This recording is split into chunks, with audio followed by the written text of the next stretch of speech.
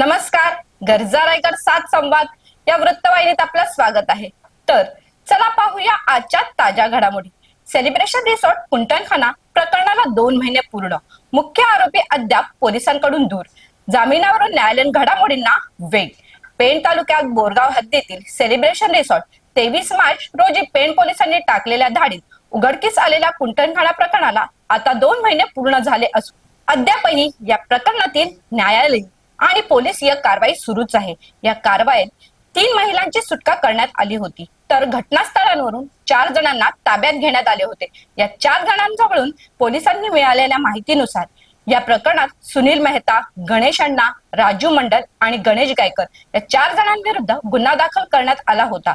त्यानंतर आरोपींकडून जामिनासाठी विविध न्यायालयात प्रयत्न सुरू झाले. यामध्ये गणेश अण्णा, राजू मंडल आणि गणेश गायकर यांनी अलिबाग जिल्हा न्यायालय येथे जामिनासाठी अर्ज दाखल केला होता.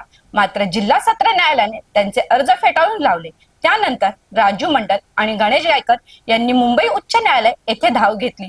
उच्च न्यायालयाने राजू मंडल यांचा जामीन अर्ज नाकारला, तर गणेश गायकर यांना काही अटी व शर्तींसह जामीन मंजूर करण्यात आला. यामध्ये गणेश गायकर यांना मंजूर करण्यात आलेल्या जामिनातील महत्वाची अट म्हणजे संबंधित कुंटणखाना प्रकरणात असलेल्या आरोपी व्यक्तींशी सेलिब्रेशन रिसॉर्ट चालवायला देण्याच्या करार प्रत 12 मे पूर्वी पोलीस ठाण्यात जमा करणे आवश्यक होते. मात्र आजपर्यंत संबंधित कागदपत्रे जमा करण्यात आलेली नसल्याने पेण पोलिसांनी गणेश गायकर यांचा जामीन रद्द करण्याची मागणी न्यायालयाकडे केल्याची माहिती समोर आली आहे. दरम्यान या प्रकरणातील आरोपी मानला जाणारा सुनील मेहता हा उत्तर प्रदेशात असल्याची माहिती असून तो अद्याप पोलिसांच्या हाती लागलेला नाही.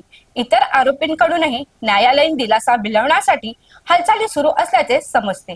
मात्र गणेश अण्णा आणि राजू मंडल यांना केव्हाही अटक होण्याची शक्यता व्यक्त केली जात आहे. 2 महिने उलटूनही या प्रकरणातील आरोपी पोलिसांच्या हाती लागलेले नाहीत. काही आरोपी जामिनांसाठी प्रयत्नशील, तर एक आरोपीच्या जामीन रद्द करण्याची मागणी अशा घडामोडींमुळे सेलिब्रेशन रिसॉर्ट प्रकरण पुन्हा चर्चेत आला आहे. तर अशाच अनेक ताज्या घडामोडी पाहण्यासाठी गरजा रायगड 7 संवाद या वृत्तवाहिनीला सबस्क्राईब करून बेल आयकॉन वरती क्लिक करा. धन्यवाद.